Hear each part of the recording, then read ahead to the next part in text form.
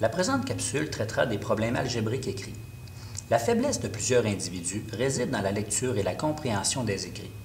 En algèbre, vous devrez traiter avec la force des mots et les subtilités langagières qui s'y cachent. C'est pourquoi nous allons nous attarder au vocabulaire fréquemment utilisé en algèbre et s'assurer que vous êtes en mesure de transposer le langage français en langage mathématique. Voici le vocabulaire attribuable aux problèmes algébriques écrits.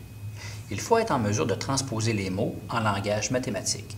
Si dans un texte on voit le mot « ajouter », eh bien le symbole mathématique qui correspond, ce sera une addition. Si on voit « obtenir », j'ai obtenu telle ou telle quantité, obtenir pourrait être l'équivalent du symbole d'égalité. Si on dit « j'ai 5 $ de moins », eh bien de moins signifie une soustraction pure. Le tiers, donc le tiers de mon argent, le tiers est la fraction 1 tiers. Si on parle du tiers d'une certaine quantité, parce qu'il faut se rappeler que nous travaillons en algèbre, cela signifiera que nous devrons diviser par 3. La moitié de quelque chose, la moitié, c'est la fraction 1/2. Donc la moitié, pour obtenir la bonne quantité, nous devrons diviser en 2. Si on parle de soustraire dans un texte, le symbole qui correspond à soustraire, c'est bien évidemment le symbole de soustraction. Si on dit « j'ai le double de la quantité d'argent que tu possèdes », lorsque nous avons le double, cela signifie que nous devons faire fois 2. Eh bien, cela se traduira par une multiplication par 2. Donc, ce sera donc fois 2. Si jamais on dit la somme des individus ou la somme des quantités, la somme correspondra à une addition. Si on dit « j'ai 8 $ de plus que toi », 8 $ de plus, eh bien le fameux mot « de plus » signifie une addition, quelque chose de plus. Retrancher, si on prend un exemple avec les clubs de hockey, retrancher un joueur d'une équipe, cela signifie qu'on enlève un joueur d'une équipe. Le triple d'une quantité, ce sera donc fois 3. Donc, le triple, c'est multiplié par 3. Si on parle du quart, au même titre que le tiers avait la fraction 1 tiers, le quart possède la fraction 1 quart, c'est-à-dire que si nous avons le quart d'une quantité, nous devrons diviser par 4. Lorsqu'on parlera de 2 fois plus, il y a le mot « plus », mais le mot « fois » est encore plus important. Donc, 2 fois plus de neige aujourd'hui qu'hier, c'est donc dire que c'est fois 2. Donc, 2 fois plus, c'est une multiplication par 2. Lorsqu'il y aura 4 fois moins, beaucoup d'élèves font des fautes dans les problèmes écrits avec ce terme-ci. 4 fois moins, 3 fois moins. Donc, 4 fois moins, il y a le mot « moins », mais c'est 4 fois moins. Si j'ai 4 fois moins d'argent que vous, c'est donc dire que je dois diviser par 4. Donc, 4 fois moins divisé par 4. Si c'était 3 fois moins, ce serait divisé par 3. Augmenter une quantité augmentée d'une autre, une addition. Et si on dit telle personne ou telle valeur est équivalente à, eh bien, équivalent en langage mathématique se traduisait par un symbole d'égalité.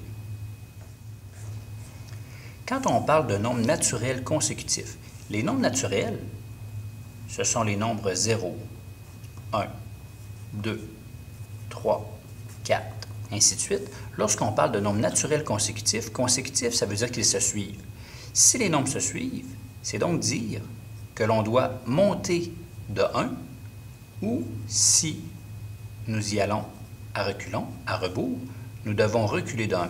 Donc, lorsqu'on parle de naturel consécutif, ce sera des bons de plus 1 ou ce sera des bons de moins 1 avec des petites valeurs simples à comprendre. Quand on parle de nombres pairs ou impairs, les nombres pairs, 0, 2, 4, 6, 8. Les nombres impairs, 1, 3, 5, 7, ainsi de suite. Lorsqu'on parle de nombres pairs, eh bien, on effectue des bonds de 2 en montant ou on effectue des bonds de 2 à reculons. Lorsque ce sont des nombres impairs, c'est aussi des bonds de 2 en montant ou des bonds de 2 à reculons.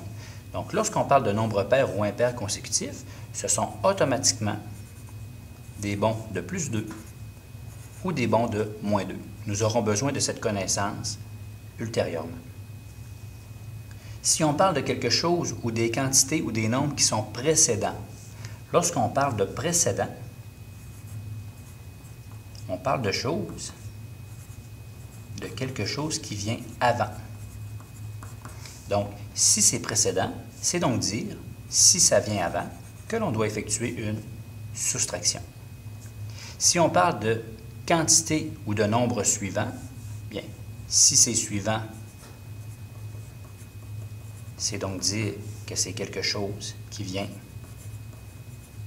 après. Si on veut savoir qu'est-ce qui vient après 10, eh bien après 10, il y a 11. Après 11, il y a 12. C'est donc dire que l'on doit effectuer une addition. Suivant, addition, précédent, soustraction. Les nombres pairs, les nombres impairs, ce sont des bonds de plus 2 ou de moins 2, parce qu'on fait des bonds de 2. Et si on parle des naturels consécutifs, ce sont donc des nombres qui se suivent, eh bien, nous avançons de 1 ou nous reculons de 1. À la page 9 des notes de cours, nous avions déjà défini que le résultat d'une addition se nomme la somme. C'est donc dire que si l'on parle d'une somme, il faudra faire une addition. Le résultat d'une soustraction se nomme la différence. Et si on parle de différence entre deux quantités, il faudra soustraire. Le résultat d'une multiplication se nomme le produit. C'est donc dire que si on parle du produit de deux quantités, ce sera une multiplication. Et le résultat d'une division se nomme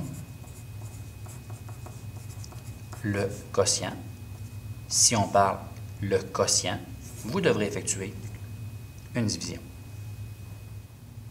Regardons de manière un peu plus concrète comment traduire le langage français en langage mathématique. Si X représente l'avoir de Marie, représente algébriquement l'avoir de Paul. Lorsqu'on nous demande de représenter algébriquement signifie que l'on veut que le problème se traite avec de l'algèbre. Si le problème se traite avec de l'algèbre, il est évident que nous devrons rencontrer une ou des variables. Si X représente l'avoir de Marie, l'avoir d'une personne signifie la quantité d'argent. Pour l'instant, nous ne savons pas la quantité d'argent que possède Marie. Marie possède X $. C'est la notion algébrique, la notion variable est ici. Paul a 5 $ de plus que Marie. On pourrait dire que Paul possède 5 $ de plus que Marie.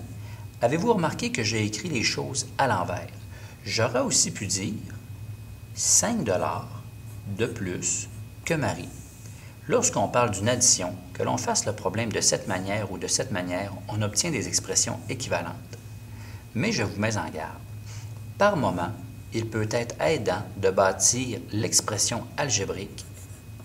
Je vous dirais à l'envers. Faites bien attention. Paul a 5 $ de plus que Marie. Paul possède 5 de plus que Marie. Peu importe dans l'addition, ça ne changera rien. Mais si on prend le prochain exemple, Paul a 4 $ de moins que Marie. La seule manière de bâtir correctement l'expression algébrique, c'est de dire que Paul possède la quantité d'argent de Marie moins 4. C'est donc dire 4 de moins que l'argent de Marie. Si on inversait les choses, ça ne donnerait pas du tout la même réponse. Si on écrivait 4 moins X, nous serions dans l'erreur. Lorsque je dis qu'on bâtit les choses à l'envers, c'est-à-dire que nous débuterons par la fin et que nous écrirons de cette manière, c'est que l'on débutera 5 $ de plus que l'avoir de Marie. Paul a 2 fois plus d'argent que Marie. Donc, lorsqu'on parle de 2 fois plus, ce serait la quantité d'argent de Marie multipliée par 2. Donc, 2 fois X, 2X. Paul a le triple de Marie. Triple, il faut se rappeler que c'est multiplié par 3. Nous devons prendre la quantité d'argent de Marie et la multiplier par 3. Donc, le triple serait 3 fois la quantité de Marie. Si on nous demande Paul a le double d'argent de Marie, eh bien le double, c'est 2 fois plus. Ce sera donc 2 fois x. On constate que Paul a le double de Marie, c'est 2x, et Paul a 2 fois plus que Marie, c'est aussi 2x. Il est possible d'avoir les mêmes expressions avec des langages français différents. Paul a 3 fois moins d'argent que Marie. Si Paul a 3 fois moins d'argent que Marie, c'est donc dire que nous devons prendre la quantité d'argent de Marie et 3 fois moins, c'est une division par 3. Il ne faut pas seulement tenir compte du moins, c'est 3 fois moins, c'est divisé en 3. Paul a le quadruple d'argent de Marie, le quadruple c'est 4 fois plus, c'est-à-dire que nous prendrons la quantité d'argent de Marie et nous la multiplions par 4, 4 fois x. Paul a 4 $ de plus que la moitié de Marie. Ce problème-ci combine deux notions. 4 $ de plus que la moitié de Marie. Dans le premier et dans le deuxième exemple, je vous avais parlé qu'il pouvait être aidant de bâtir le tout à l'envers. Dès que l'on dit que, 5 de plus que, on pense à bâtir le tout à l'envers. Paul a 4 $ de plus que la moitié de Marie, que la moitié de Marie. 4 de plus que la moitié. La moitié, c'est la quantité d'argent de Marie divisé par 2. Donc la phrase, Paul a 4 $ de plus que la moitié de Marie, 4 $ de plus que la moitié de Marie. Si on dit Paul a 3 $ de moins que le double de Marie, 3 $ de moins que, quand on pense au que, on bâtit l'expression, je vous dirais, à l'envers. 3 $, de moins que le double, nous avons défini que c'était 2x. Donc, 3 $ de moins que le double de Marie. Si on nous dit que Paul a 10 $ de moins que le quart de Marie, dès qu'on fait une comparaison du genre, on doit bâtir le tout à l'envers. 10 $ de moins, on doit soustraire 10 $, 10 $ de moins. De moins que quoi? Que le quart de Marie. Le quart, c'est la quantité de Marie divisé par 4, parce qu'on avait clairement identifié au début que x représentait l'argent de Marie. Vous avez plusieurs petits exemples de petites phrases que l'on a traduits en langage mathématique ou en expression, en comparaison au niveau de l'algèbre. La maîtrise de ces petites phrases ici sera très importante, ce sera crucial pour les problèmes écrits que nous ferons dans les prochains jours, dans les prochaines semaines.